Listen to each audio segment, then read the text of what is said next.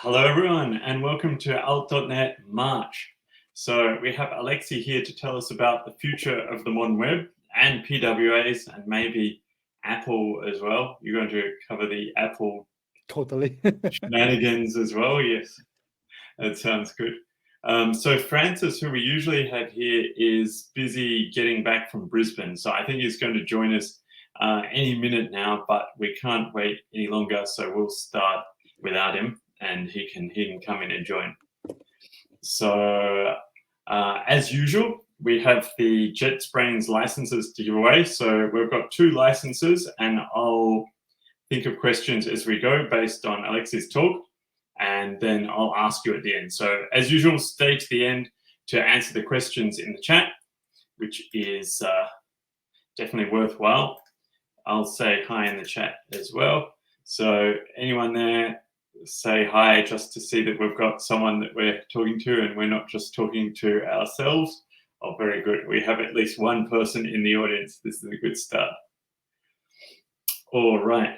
So I suppose, what do you think? Shall we just go straight into it, Alexi?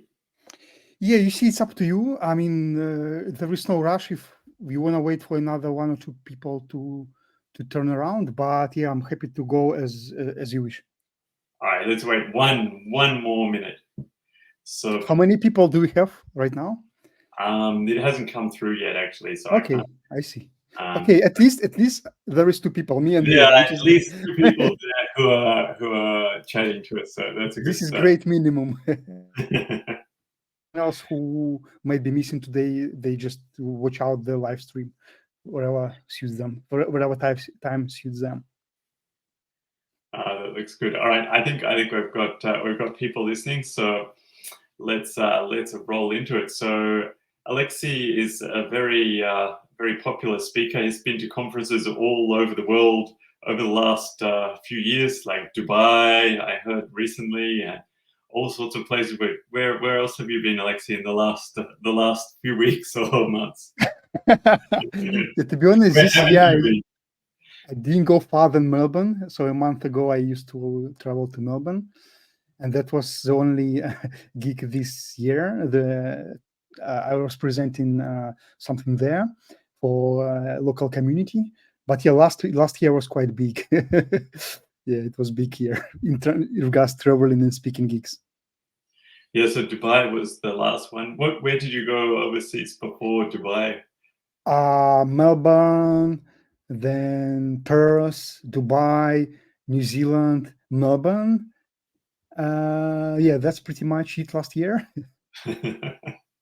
Well, we're very lucky to have Alexi with us today. So I'll bring up his presentation. Here we go. And I'll put him at the top because he's important. Here we go.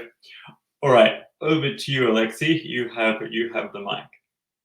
Okay, thank you, James. I'm looking forward to present at your event. I think this is my first or 4th or 5th talk at alt.net. I had to count. It's a very experienced alt.net presenter.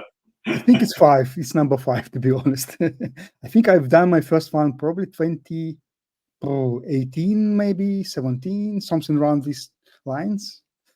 So yeah, and today, I mean, my best subject is usually related to web, frameworks, web technology, reactive programming, these sort of things. And today I want to present the hidden wonders of modern web, which is kind of a special talk. It's a very similar talk I presented in Dubai last year, but this is a little different today because I crafted it, I altered it a little, actually I altered it quite a bit, to be honest, to fit an alt.net audience. And so I hope you guys enjoy it today. All right. So before, oops, I don't know what this slide is doing here. Anyways, so today we talk about short history of modern web. We start from actually old web. Like for a couple of minutes, I walk you through, guys, about the history. And then we jump right away to today's wonders of the modern web. And we will discover scary or not too scary. So, but before we jump into it, let me introduce myself. I'm Alexey Kuntsevich. I do lots of things. I've been around for quite a while. I think so far 15 years in tech industry. So helping other companies to build software, guide teams, providing hands-on advisory, engineering, training, and supporting dev teams, short-term and long-term. So if, like usually, kind of helping to give a hand on greenfield development as well as innovating in old legacy software. So yeah, if you want to learn more what I do, check out this URL or scan that QR code. Usually I kind of walking in, understanding the requirements, talking to project to company technology leaders, like company technical officers, stakeholders, and deciding what they expecting to achieve. And then I'm having a little bit of think, talking to dev team and working together with dev team on a short or long term, helping to solve technical problems and building software. All right. So also I'm a Google developer expert. I involved into Google developer experts community for last couple of years. Interested in Angular and modern web. Also, I'm involved into multiple communities. Probably you've seen me around other events like that, presenting or co-organizing. So yeah, as been already told, as James told you, I'm running, traveling around the world sometime, presenting to different audiences. So this is from Dubai last year. This one from New Zealand. This is from Melbourne. And this one from some time later. So, yeah, also I have a spare time, and during that, I'm riding my motorcycle, climbing the mountains, and walking around the coast. So, yeah, I want to start my talk with that question to you guys who are on the line at the moment. So, I want to ask you what date the very first web page was introduced. You might. It's an audience question. So yeah, you might take a while to think, couple of seconds. No JetBrains license for this one, but And that's the we answer. put it up August. too early, Alexei. No one told us what it was yet. Next So question, you have to let them suffer a bit more and come up with something. Gareth has got 1994, so it wasn't far off. It's very close. You ask the questions, then I don't have to make them up. That's a good idea. I have a couple of more questions, but they're more like open-ended, which is great for discussion, I believe. So That yeah, sounds this is good. August 6, 1991. Probably some people on the call won't be burned until this date.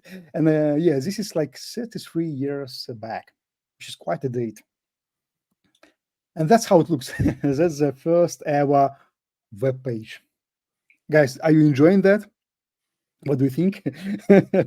Leave your comments. I bet it loaded quickly compared to Oh, a page that pretty much. even I with believe, the internet in those I days. believe it falls into this, perfect 1 to 3 seconds load time. Yeah, time to interaction, 3 seconds.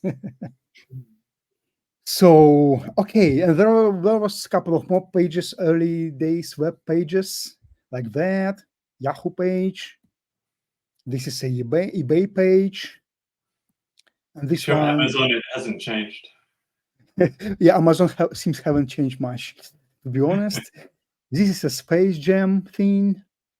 And this one, I have no clue what that, but I'm seems not sure what fun. that was. Seems fun.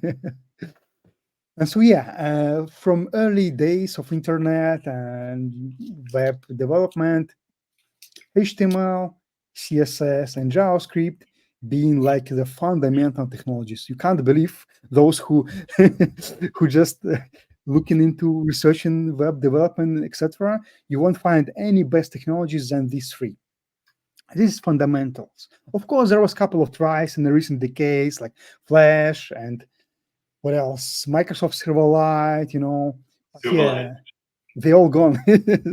They all gone. So yeah, enjoy the world of HTML, CSS, and JavaScript in 2024.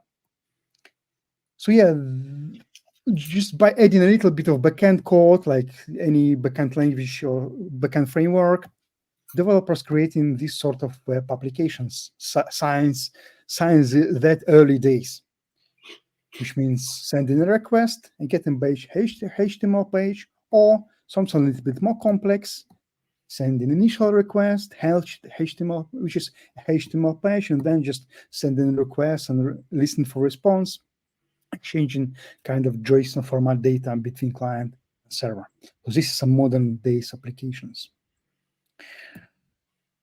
Yeah, these days everyone's seeing lots of things like that on the web. And the reason why, because browsers become really sophisticated, web finally get rid of Internet Explorer. However, there is a little bit of struggles with a browser called Safari, but I hope it will get resolved within the next couple of years. We'll see. So front-end frameworks being a big deal started from 2010, and AngularJS kind of opened that land, the front-end frameworks land, followed by others like Ember, React, Vue, and you name it. There is a lot of them. And here, this is just the tip of an iceberg, guys. I believe there was a framework today which just maybe recently released, and but the thing is, we just don't know the name of that framework. So that's why I put that question mark there. And if anyone knows any other great frameworks which you currently exploring, I guess, yeah, if you send it in the chat, I would really, really keen to see that. Again, this slide just covering a tip of an iceberg. Eventually there is more. And usually developers and companies using front-end frameworks to create interactive user interfaces. Also using front-end frameworks enabled efficient cross-teams collaborations, which enforcing code quality and standards across the organization. Also, most of the frameworks are cross-platform, which means you can leverage the same code for different platforms. And yeah, it's easy to integrate with the various APIs out there, rather it's internal API or third-party public external API. And actually, if we cut that tip of an iceberg, which I show you a couple of slides back, there is a topest tip of an iceberg, these three frameworks. Some people might freak out, hey, where is in the React? And my response would be, actually, React is not a framework, so it's kind of wrong compared with others like Vue and Angular. However, Next.js, the black logo on the left side, this is kind of a new way of React, right? This is a React-powered framework or meta framework, if you will, called Next.js. And that's why I put it into that slide. And thanks for modern JavaScript and the performance it gives. So that's why I think we have this opportunity building JavaScript application leveraging modern days frameworks, which runs perfectly in the browser. I have a quick question for you guys. If you want to learn more about front-end frameworks, you can check out this URL, frontendwatch.com. And if you jump into joining just this minute, here we are. Okay, and so if you, yeah, no problems at all. And if you guys open that front-end watch URL, you can see a little bit of information about recent and latest front-end frameworks. However, there is a question for you guys. It's kind of a puzzle. You see, there is on the top, in the top there two icons, a question mark and warning icon. So if you click on the warning icon, you read that. The reason why React excluded from this comparison, however, there is a way to enable React. There is something on that website. If you stumble around, not right now, maybe take your time later, but if you find that switch, that hidden switch, which enables you a React data, right? So let me know, and the person who done it first, I'm happy to send you a swag. Or maybe James have anything as well, like a brain like a JetBrains license. James, what do you think? Someone who discovered the hidden If fish. you find the switch, all right. Uh-huh. If someone Yeah. finds it before the end Yeah. of the Yeah. talk, before other questions, did you develop this site, by the way, Alexis? Yeah, I built it a while ago, like maybe 6 years ago. It's a little bit unmaintained for last recent month, but yeah, it still kind of gives you a little bit of information about Not recent framework. biased towards Angular going up or anything, is it? Yeah, I wouldn't say so. It's kind of fair. I mean, you see, Where do shows you choose the data from? It's from NPM. Okay, it depends. The community data comes from meetup.com. The docs data comes from SimilarWeb. The GitHub data comes from the GitHub. And the Stack Overflow data comes from Stack Overflow directly. But yeah, this view comes from NPM JS. Yeah. Cool. It's all public data. It's all public data here. Sounds like a good choice. All right, so let's continue. And so let me name the first wonder of the modern web development, which is called web components. Gareth has already got an answer maybe for you. Is it the drop down on the top left? I guess so. Yeah. There is somewhere on the laptop. Yeah. All right. Well, that's one license already. There we go. That's easy. All right. Congratulations, someone. All right, Gareth. Do you need another one? I think I gave you one not long ago, but it's up to you. It's up to you. Yeah. Are you looking for one, Gareth? All right. You can post in the chat, and Alexei, feel free to go on. Gareth is good for another year. All right. I'll still keep lookout for 2 questions. Uh-huh. All right. Go for it, Alexei. All right. So the first one of the web I want to mention today, it is web components. So I hope some people on the chat already experienced a little bit, or at least read or know web components. If you don't know, so web components is a set of web platform APIs. It's kind of a standard ways of building a reusable and encapsulated web components. So it's been a while. It's web components been a while. I think soon it's like 10 years. So it's at least 8 years they've been a while. And think of it as a Lego blocks for your web applications. Another way of thinking of that. So it's totally framework agnostic, reusable, and interoperable. So it means that you can talk to web components, like send them, I don't know, input data and expecting, some data sent you back. Like, it's kind of sort of a black box, I'd say. But yeah, you can build it yourself, custom, or if you want, you can reuse existing web components. There is lots of frameworks which already embrace this idea, as well as design systems built, as well as components libraries, which builds on top of famous design systems. And so, yeah, actually, it started 2013. So, yeah, it's been around for more than 10 years. Started with Polymer, then followed up by 2017. I think this one comes from team at Ionic. It's called Capacita. Then Lead Element, which is successor of Polymer, right? So Polymer now these days is already redundant, deprecated. So Lead, this blue icon, is a new Polymer. And then Microsoft implemented their own version at some point later, 2018. I can't remember the name of that though. If anyone remember and can help me with that name, yeah, please comment in the chat. So yeah, this is kind of a number of ways these days you can leverage building your own custom components. And if you want to learn more, check out this nice website called webcomponents.org.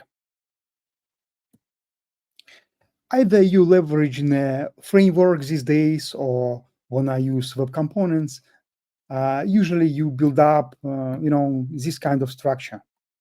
Just an example, you have a header, footer, drawer, content, widget number one, widget number two. That's kind of your application, right? This is kind of core, typical application.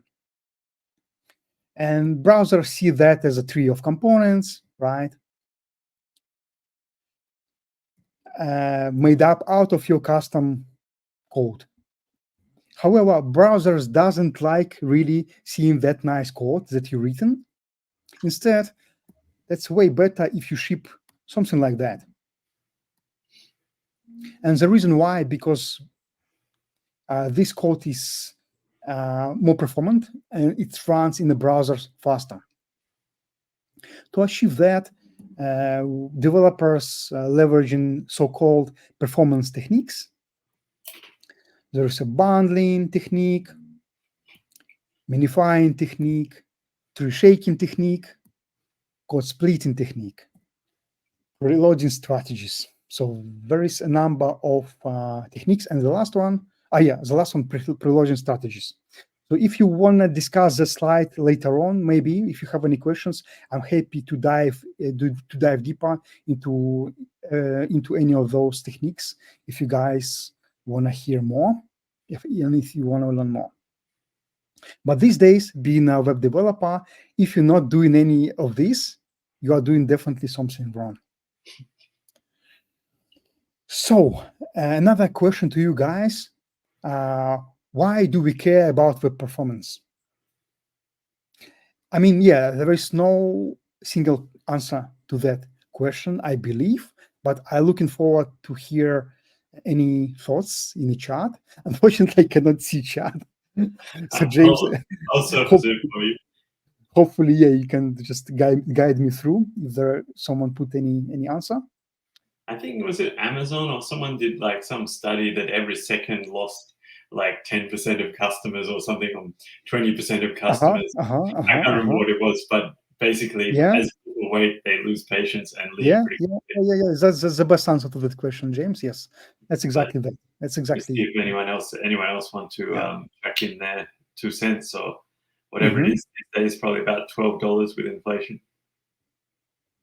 So yeah, the reason why you already give an answer, because there is lots of online users. Like there is 65% of time people spending on desktop computers is browsing the web. This is fascinating number. Also, once you are on the mobile, 50% of your traffic comes from your browser, right? So it means like this is a statistic. And this is huge numbers. And that's why, companies want to, they don't want to lose a client, right? No one want to sit and wait while website is loading. Like, I mean, you've probably been there in these particular shoes, right? Everyone hates loading. And that's why, the performance is very important. We got Francis is checking also page ranking based on page load. Yeah, it's also affecting SEO. It's affecting lots of things, SEO including. Gareth says so that we can get more ads faster. Yeah, it's a great answer. I like that. unless you're using ads blocker, how about that? Yeah. So, okay, another wonder of the web I want to mention today called progressive web application. Progressive web application is not a standard.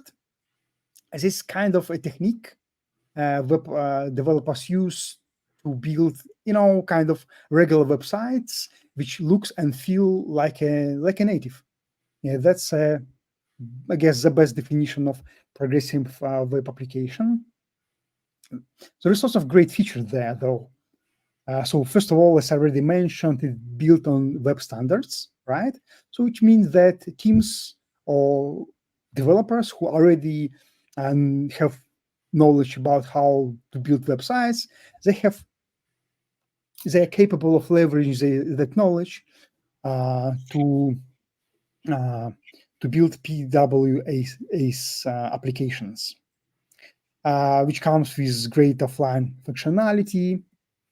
They are discoverable, which means that there is no necessity to upload your application to a Play Market unless there is a need, right? Because this is just a normal website, right? So they will be discoverable just by typing a search query. However, if there is a need for that, there is a number of ways how you can just wrap up your PWA and just distribute it through app stores. It's totally optional, and that's up to you, and it depends what you actually do. Yeah, I mean, well, it's kind of supposed to be cross-platform, but yeah, if you targeting say iOS users, then maybe writing PWA might won't be a great choice for you unless you wrap it up into a shell like say Ionic or others, then and distribute it through App Store. That's a great way to go. But if you build just vanilla PWA, you might expect that sometime Apple might break you. So that's how PWAs looks. This is the same app, the same code runs on iOS device and on Android device, and as you can see, it's leveraging different native platform features, right? Which is great. This is what you want building a mobile applications. You don't want to spend time crafting your iOS application and then repeating that same thing for Android, right? So you want to just build one thing and expecting it works cross-platform. This is like unfortunately, we're not living in this perfect world, but I see that's the direction there. And yeah, as I already mentioned, Apple can break you sometime. And maybe those who follow in that subject, PWAs and modern web, you might see that Twitter threads and news about Apple break all web apps in EU. There was lots of buzz about it. Early Feb this year. And then, guess what? In early March, there was another buzz. Oh, actually, Apple backs down on killing web apps, which is great. Yeah, there is a big community out there, which, kind of protecting web standards. And there was a petition everyone can sign. This petition was targeting Apple.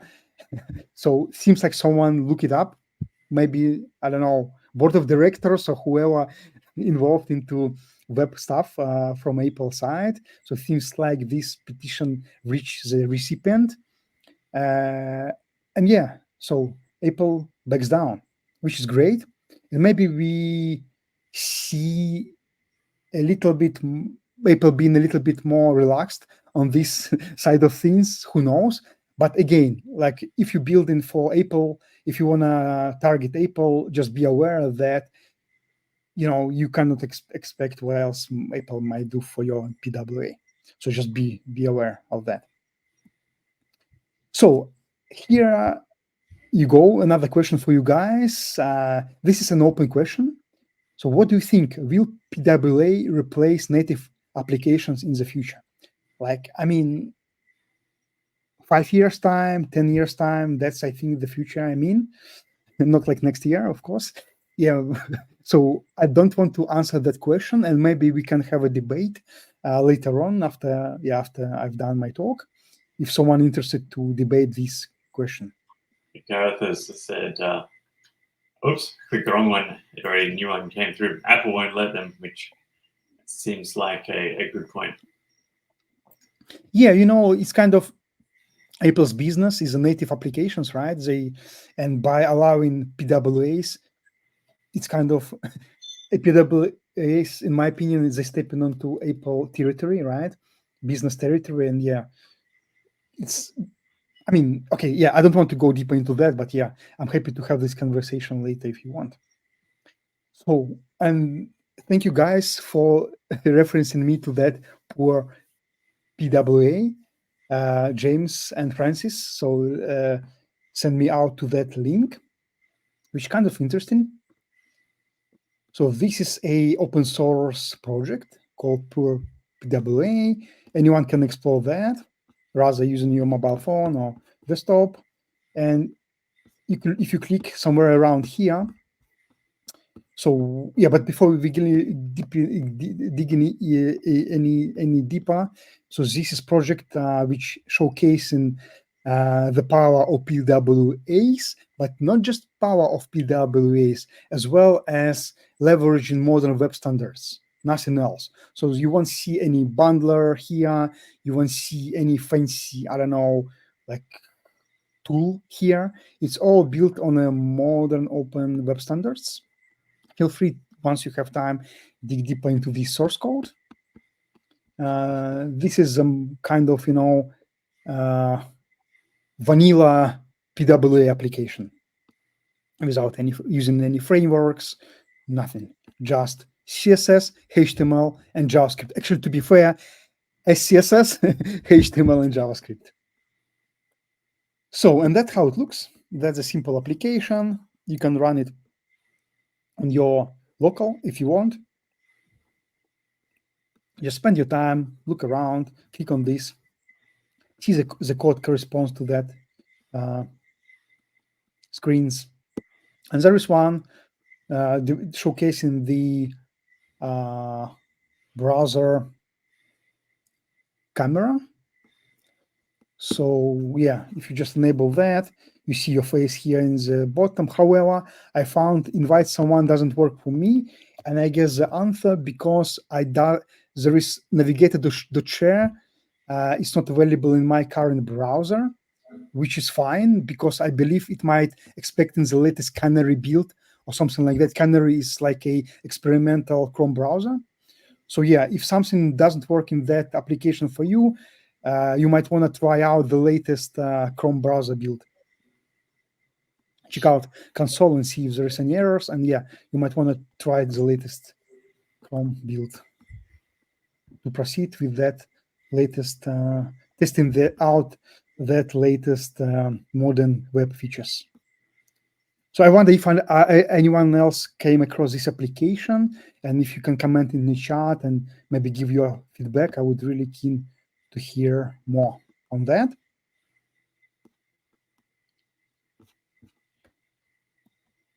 So there is another URL if you might want to explore. It's called web.dev/progressive-web-apps to just deep dive more into modern progressive web applications and see what else you can do today. Another wonder of the web I want to share with you today, guys, called WebAssembly. WebAssembly is not like a language. It's kind of a binary instruction format that enable high performance execution of your code that you write, rather C++, Rust, or other languages like that, C-like languages. So it enables your native code, which is written in those languages, to run across other environments. So here on this slide, you see it runs, WebAssembly runs within the browser. But this is just one of use cases. It's capable of running across different other environments. And WebAssembly here is not designed to complement JavaScript. Oh, sorry, it's designed to complement JavaScript, not replace it. So this is very important to remember. It's super performant, is already mentioned. It's safe because every WebAssembly is kind of runs within its own isolated like container.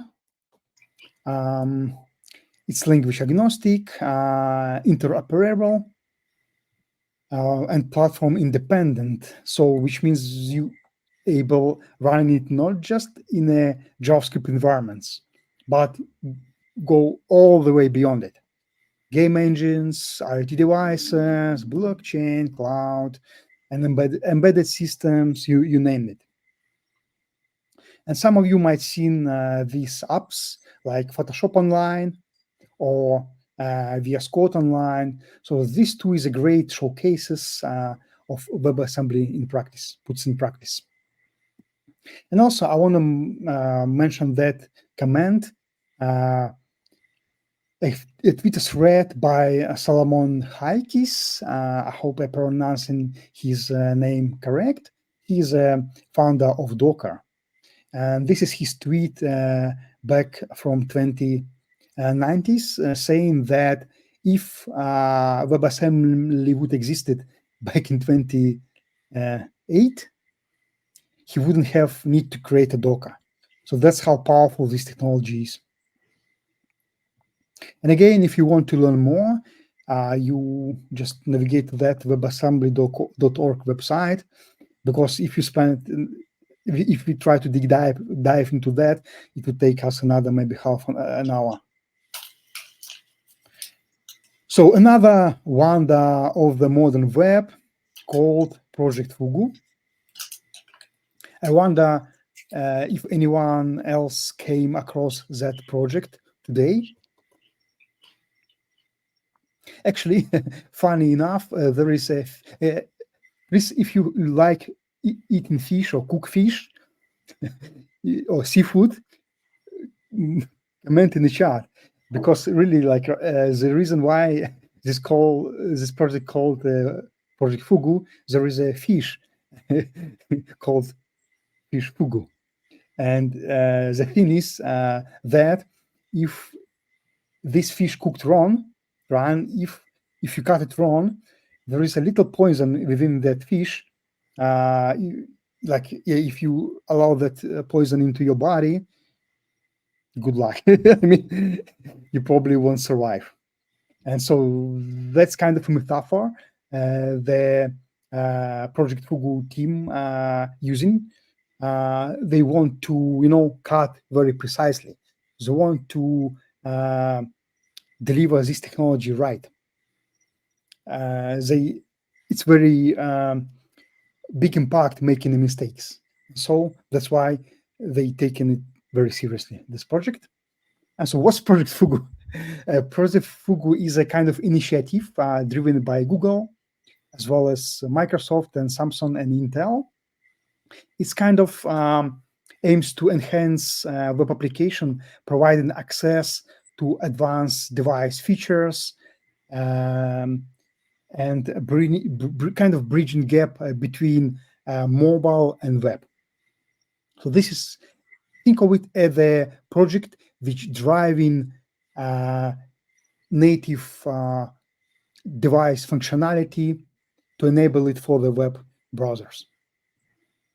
So that's a couple of examples: file system API, web USB, web share API, web Bluetooth API, clipboard API, background sync API. You see, so that's how much of these APIs out there so far. It's just a tip of an iceberg, to be honest. There is more: idle detection. And if you visit that URL, actually, if you would visit this URL maybe like a month ago, you would see different result. Rather, if you visit it today, there is some issue with this application. So don't freak out if you will be redirected to Chrome backtrack or something. It still can give you a little bit insights about what's currently going on with Project Fugu. But yeah, they gonna fix that web app hopefully within the next couple of weeks. So it was given like this nice sort of UI, showing you all the features and track like the statuses of that feature, like complete, in progress, etc. But yeah, unfortunately, this application currently not operating. And so very small, if you dig deeper, you find very small planned and experimental APIs like web GPU, view transitions API, web cryptography, navigation API, and more. So I wonder if any one of you guys who in the chat try to play around with those APIs, and I'm looking forward, if you maybe had built something. I'm looking forward to hear that. And again, if you want to play around with that, this is like cutting edge, right? Which means that you need to install latest Chromium experimental build or latest Chromium browser. Otherwise, you won't see any success in your Chrome browser even if you install the latest Chrome browser, because Chrome browser and experimental Canary Chrome browser, or whatever the name for that, they are quite different. So it's taking time for those API to actually transition. It's taking lots of thoughts and development time and tests. That's why it's not available always in your current Chrome browser. If you want to learn more on that, feel free visiting that URL, developer.chrome.com Fugu/showcase. You'll see lots of great applications, like fun applications. But again, I recommend you to play around using the latest Canary build. So, yeah. And the things I mentioned to you today, like front-end frameworks, web components, all the vendors of the web, PWAs, WebAssembly, Project Fugu, it has even just one single name. It's a web platform. It's a modern web platform. Most of these things, they've been around for decades, but it's a technology, and it's always, when it comes to new technology, it's taking time to adopt. It's great to experiment, play around, but adoption is always a critical component for any technology. It's taking time, it's taking lots of resources, sometimes in taking a mindset shift. You'd need to leave, or developer teams you're working with, they need to think how to leave current comfort zone, because really, it's kind of challenging exercise, challenging transition. And I've been there myself, like many years. For many years, I've been a .NET developer. I think like at least 8 years or maybe more. At some point, once I explore how to transition to from being like more front-end focus and web, all these things. And I was like experiencing super discomfort. I was expecting things work that way, but they work another way. I was frustrated, etc. So it's taking time to adopt that, even if you are just solo developer. But if you are a team of developers, so you need the systems and guidance and training and leadership support. So there is lots of things there. And if you are in that situation, or if you are working in a team who currently going through the transition period or looking forward for adopting the latest web technology or frameworks and looking for help, feel free to reach out. I'm always there. Feel free to scan this QR code if you want to connect with me on LinkedIn. I do also have a phone number and email address, but happy to share that with you privately. So what else? I think it's kind of coming to the end of the talk. I hope you enjoyed diving into the modern wonders of the web. And again, I had a couple of questions through the talk, which I didn't deep into, right? So now I think I would offer you guys kind of, gather together and having a discussion on any of those questions or any of yours questions you come up through my presentation. So, James, I don't know how you want to handle that. Is it like a chat, or you maybe unmuting microphones? Yeah. I'll hand it over to you now. Oh, good. All right. So any questions for Alexei? I just want to say, Alexei, you're like one of the first speakers we've had in a while that actually finished not on time, but like with 10 minutes to spare. So, I don't know about James, but I'm like internally panicking. What do we do with all this extra time we never used to have? So, well Yeah, done, I was thinking having a like open conversation, but I can continue going if you want through those sections of my presentation which I didn't dive into. If you guys in the chat, if you want me to dive into any specific slide or anything like that, I'm looking forward, because it's up to you. Like, what if you want me to continue on any of those topics? Is there something in the chat that you want Alexei to go deeper in? One of the areas or two of the areas? Because like speaking online is different than speaking to in person, right? And unfortunately, I cannot see any response, and I kind of sitting alone here, So it's great, kind of trying to engage and not being bored by myself, sitting alone, So being a little bit selfish, I guess.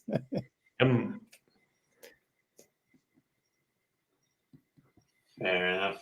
Maybe I actually had a question. So what's the difference between Fugu and PWA? Maybe you already mentioned. Man, this is a great question. It's because I was going through the Fugu page and I can sense the similarity, but this is awesome I was question. trying to figure out what the difference was. And that was actually my question about a year back, maybe a year and a half. So here's a background story. I was speaking at Web Directions last year or a year and a half back, and I have never heard of Project Fugu before. And I, kind of we gather, I know, after the event or something, and someone start talking about, actually, there was someone, there was a speaker from Google talking about Project Fugu. We never heard of it. Like, wow, I was fascinated. And that's the first question I asked him. Okay, the same question you asked me, because I was confused, like a new PWAs, right? And now you're hearing that Project Fugu, like, why, right? And so that's the answer. PWA is a non-web standard way. It's not standardized way of building web applications that looks and feel like mobile applications, right? That's the definition of PWAs. Project Fugu is like on another end of that. Project Fugu is enabler, right? So this is a team. It's a joint effort. Multiple companies joined there, but I think they offered mostly driven by Google Fugu team. They enabling APIs, those native APIs. They're enabling those APIs so they're accessible in the browser. So people who building progressive web applications or anything on top of that API, so they have lots of fun doing that, and so they kind of reaching wider audiences, customers, etc. So they can leverage those APIs and delivering the value to their customers. I hope it is answering that question. PWA is an approach building web applications which looks and feel like native, and Project Fugu is enabler of those APIs. Okay, so I'm going to have a lead-up question, which is the whole controversy with Apple, whereas Apple didn't bought into the PWA. Does Fugu have the buy-in of Apple? Because I think that's going to be that's like the elephant in the room for me. I think I don't recall seeing Apple as part of those companies that are working on this initiative. But this is that's the reality at the moment, unfortunately. And as far as I know, Fugu team, they're quite open. They always. As I already mentioned, there is multiple companies involved into that, but this is open project. Anyone can participate, and they always reaching out of this cycle, after this loop. So yeah, this is a kind of companies which leading that effort, but usually it goes beyond that. I know for a fact that Apple receiving this information regardless, new API and something regardless PWA or Project Fugu API, right? They reaching Firefox Foundation as well. It's not like they sit in a box or in a bubble, Google, Microsoft, Samsung, Intel. It's not that, but this is a matter of other companies to follow up or not follow up.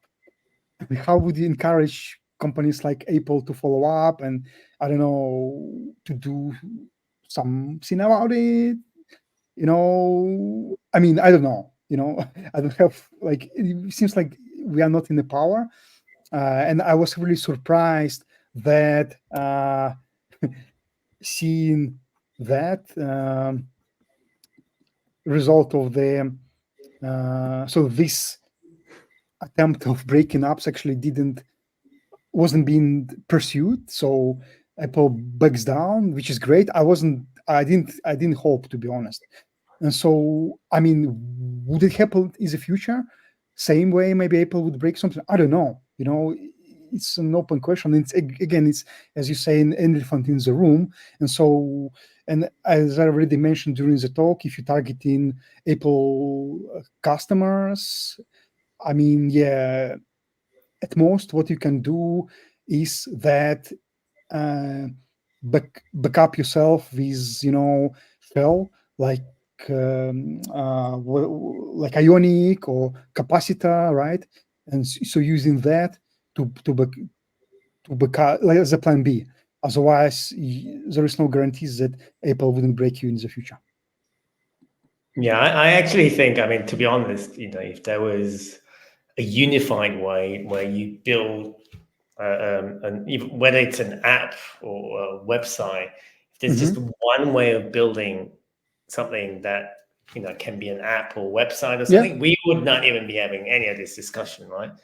And then you would think, I mean, everyone's gone mad about like LLMs and all these other IT issues, but I think this is one of the biggest things. Like, what I mean? Like, you think of all the like development time you could save. There's just only one unified way of, whether it's an app or, I mean, I don't know how realistic that is. I don't profess to be a web developer or even a mobile developer by any stretch of the imagination. But I imagine that is something that I think I sometimes get the feeling that's what we want. If that's totally. That one fine way of doing that, then we wouldn't be having this discussion. Yeah, I'm with you on that, and we unfortunately we're not living in a perfect world. But I believe this is an end goal. Is it achievable within our lifetime? Who knows? But again, you're still capable of leveraging web platform APIs, building PWAs, and then just back down, or having this plan B. So you then just leverage capacitor or Ionic or similar, wrap up your application into that. And so that's why you kind of playing on a safe side with your Apple audience or Apple clients, right? And on the website, right, you have default, say your website behaving default as PWA, but also you have this icon like download from Apple Store or whatever the name, Apple Marketplace, and so they click and download it from there. So I think that's how I see that, executing that strategy, like having one code base, right, and then just backing up your iOS use case with capacitor, for example, or Ionic or similar. We've got a few questions from the chat, actually. Here's one, Alexi. So thanks, Alexi. Wondering which one of the new web methods are more suitable for real-time websites? which one for e-commerce shopping websites? Okay, so speaking about real time, I don't think there any scene. Yeah, there is something actually. There is WASM something. perhaps, I don't know. Does it have any performance guarantees in it? TC39.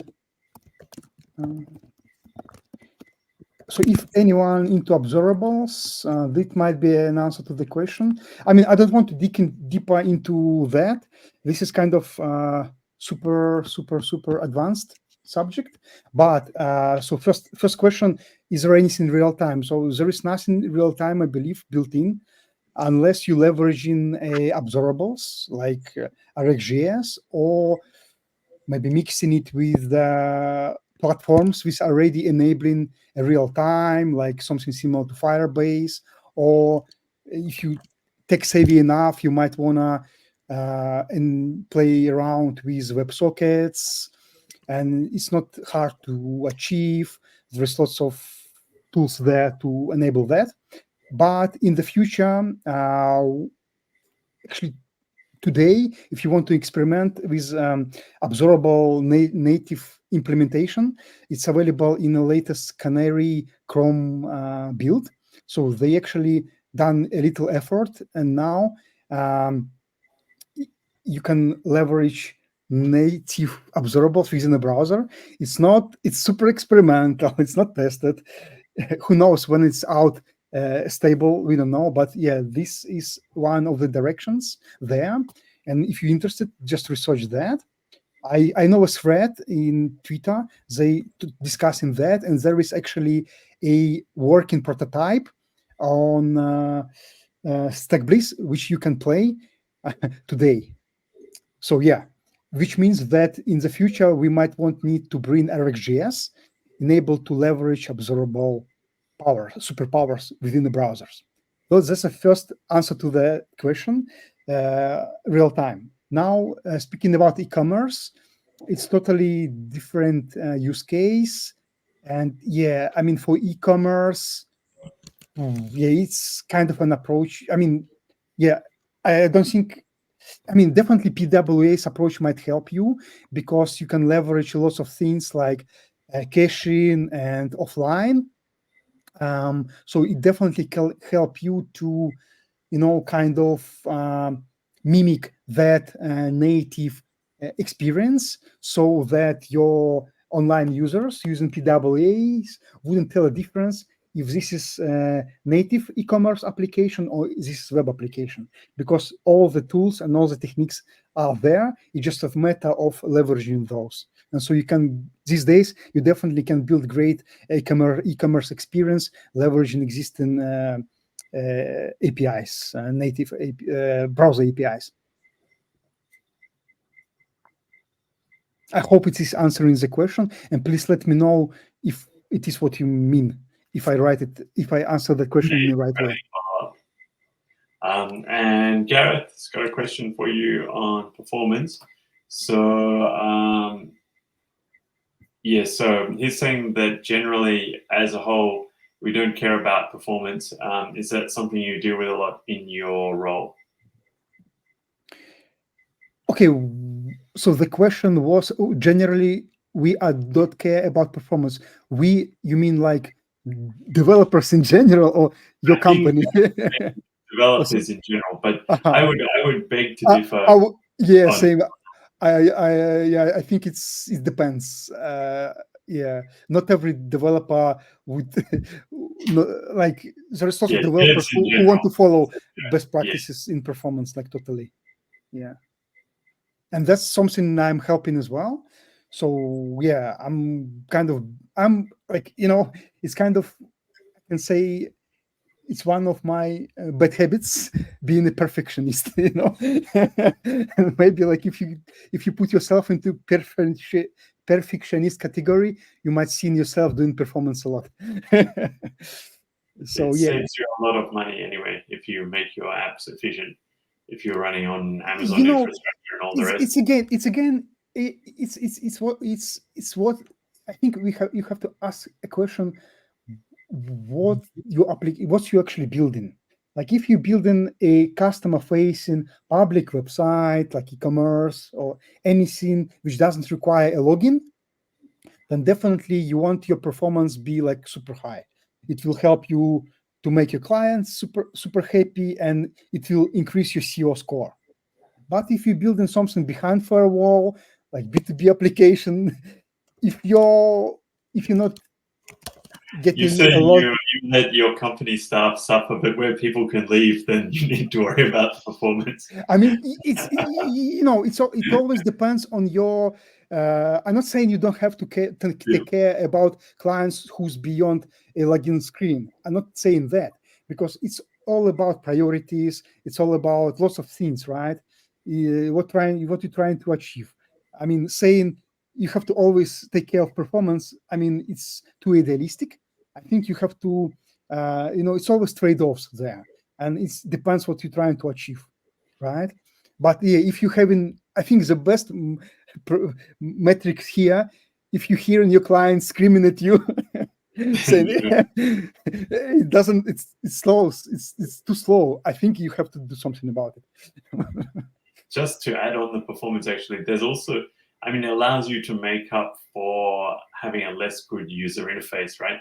Or it makes your user interface significantly better by being faster, because if you can do three things in the time it only takes one thing on a slow website, then even if your UI is not so perfect, people are still far ahead because they can do more in the given time. Absolutely. And some of these techniques, they're not like rocket science. It's just just a matter of applying the right tools. Without, sometimes you might want to tweak your code a little, but yeah, but in most of the cases, it's just a matter of applying the right tools, enabling things, these sort of things. And if anyone looking, and if your company or you looking for more insights on that, I'm happy to advise on that. So feel free to reach out anytime. All right, we're coming to time, so maybe unless anyone's got any more questions for Alexei, I'll ask questions of the audience. So, any last questions for Alexei? Any last one?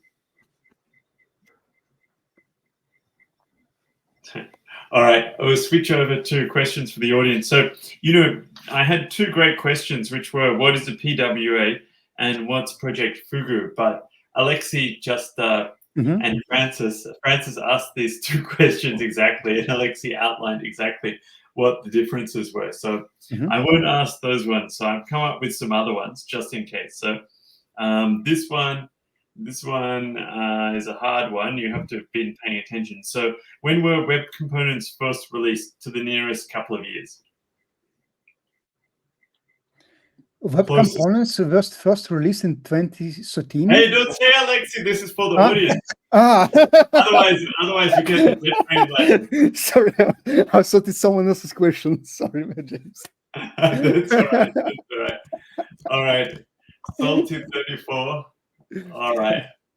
I think I know your email address already, so I'll give you a license. And I don't need a license. I don't need a license. You already well covered. I already have my JetBrains. Yeah, I do have that. I mean, maybe I can pass it to someone else, but I want to give your audience another chance. Maybe you want to ask. It's all right. Salty answered it. So, and then the other question is, so what sort of browser do you need to check out Project Fugu?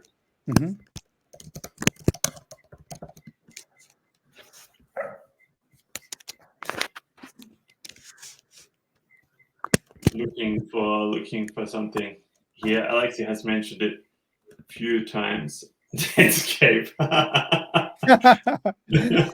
Thanks, everyone. Netscape Navigator is not the correct answer. Maybe your audience knows what's the name of the first ever web browser. So we got C# of T saying Chrome, but I think there was C# of T wins it. All right, Canary. All right, Canary was what I was looking for. Yeah, because Alexei said that you couldn't use normal Chrome; you could only use a Canary build. I don't know. Maybe you can use a Firefox build as well. I'm not sure. Do you know, Alexei? Yeah, it's a matter of testing things out. Try different browsers, but I guarantee that the more latest Canary browser you use, the better result you will see. All right. So yes. So C# of T. Send me your email address. I think I have it already, but just send it through so I don't forget. And Francis is disputing the answer. Well, C# T already said Chrome and then Canary, so I think he got it well covered. All right, and Gareth has answered the other question, which was, oops, sorry, we just got a new message, so I got the wrong one. All right, Mosaic is the first browser. I think that's right, isn't it? Yes, yes. Yeah, but we're out of licenses for the moment. So, and Gareth already won the first one and turned it down, so that's all right. But thank you for answering too. So thank you very much, Alexi, for giving us a lovely talk with lots of memes and lots of animations and fun stuff too, and some useful info on top of it. So thank you very much. And we look forward to having you a 6th time at alt.net, another month. And for the audience too, we're open to speakers. So if there's anything that you want to talk about, then send us a message and we can set up the. We can book you in for one of the future talks. So thank you very much, everyone. And unless anyone else wants to say anything, good night all. Thanks, Alexi, and thanks everyone for turning up. And sorry I was late today. I will still not shame the airline that was late. Well, we can save it for the next month's jet translation question. I'm glad you made it, Francis. You made it in time for the discussion. So there was well, you know, I almost never try to miss the chat. The chat is where I absolutely love this meetup for. All right. Well, thank you, everyone, and I'll end it now. So good night, all. Thank you, everyone. See you, everyone.